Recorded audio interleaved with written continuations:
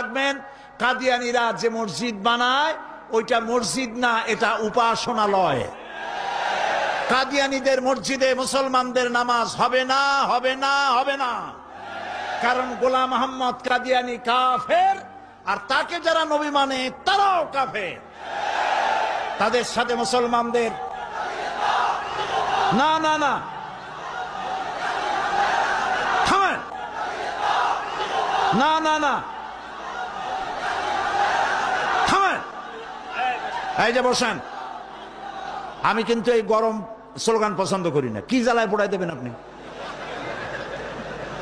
জ্বালানো পোড়ানোর মধ্যে আমরা নাই। আমরা আছি, হক কথা বলি। তাদের অধিকার আছে দেশে থাকার, যেমন হিন্দু, খ্রিস্টান, বৌদ্ধ সকল জাতি যেমন এখানে সাম্প্রদায়িক সম্প্রীতি নিয়ে আছে, কাদিয়ানীরাও সেভাবে থাকবে। তবে তারা থাকবে অমুসলিম হিসাবে, মুসলমান হিসাবে অবশ্যই নয়। তাদের উপাসনার গায়ে কেউ হাত দেবে না, মনে থাকবে এই কথা। আমাদেরকে কোরআনে নিষেধ করা হয়েছে কারো মন্দির ভাঙবে না, কারো গুরুদুয়ারা, কারো গির্জা, কারো চার্চ, কারো প্যাগোডায় হাত দিবে না, ভাঙবে না, এবং কারো দেবতাকে গালি দিবে না, আমার আল্লাহ বলেছেন। মনে থাকবে এই কথা। সুতরাং তাদের উপাসনালয় হাত দেওয়া যাবে না। যেমনি বানাইছে তেমনি থাকুক, তারা নামাজ পড়বে। আমি আমার জনগণকে সতর্ক করছি, ওদের মসজিদ মসজিদ নয়, উপাসনালয়। ওটাকে মসজিদ বলা জায়েজ নাই, এটা উপাসনালয়। কোন মুসলমানের নামাজ এখানে হবে না, মনে থাকবে। মাথা গরম করবেন না কখনো। ইসলাম এই মাথা গরমে পছন্দ করে না। আস্তে আস্তে কোনো জায়গায় নিজেরা বসে বসে বোমা বানাইয়া তারপর আন্দাজে যাই এক এক জায়গায় হামলা করবেন, ইসলাম এটা মানে না, ইসলাম এটা বলে না।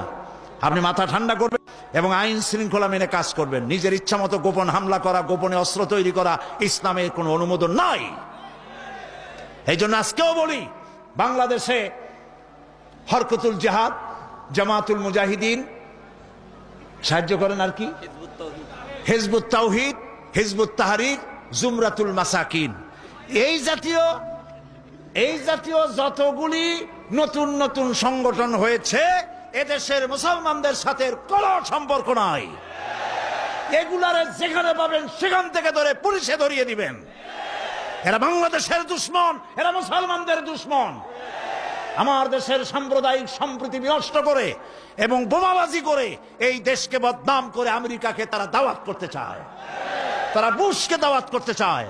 কাজী হিজবুত তাহরীর, হিজবুত তাওহীদ, হরকতুল জিহাদ, জামাতুল মুজাহিদিন মুসলমানদের সাথে কোনো সম্পর্ক নাই।